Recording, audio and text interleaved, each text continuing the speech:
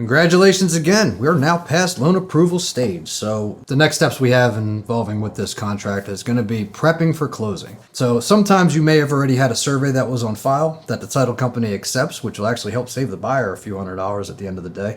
But if not, they should have already gotten that survey done. And the survey is just basically ensuring the asset that the mortgage company is tying their funds to. They want to make sure everything is outlined. They want to know exactly where the fence lines may be or any public easements. So with that survey being on file, what we're going to focus on here as sellers is to make sure we got everything moved out, everything is nice and clean. You don't want to kind of leave it dirty. You know, these people are not buying $20 pair of jeans. They're purchasing your home.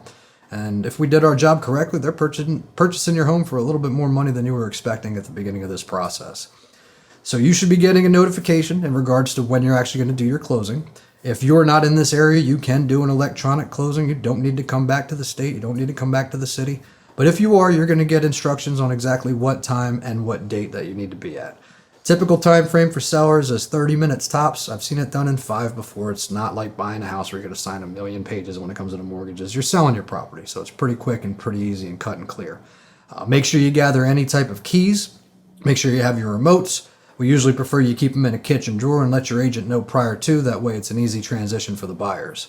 So prior to getting to that closing table, there's going to be what's called a closing disclosure that's sent out to the buyers. This needs to be sent out 3 days before. So if you do hear the term CD has been sent, you could expect that we will be ready within 72 hours, and that's just here in the federal guidelines. They changed it back in 2013 for whatever reason we don't know. But chances are that's already been done, as you see in this video, and we're just basically wrapping everything up.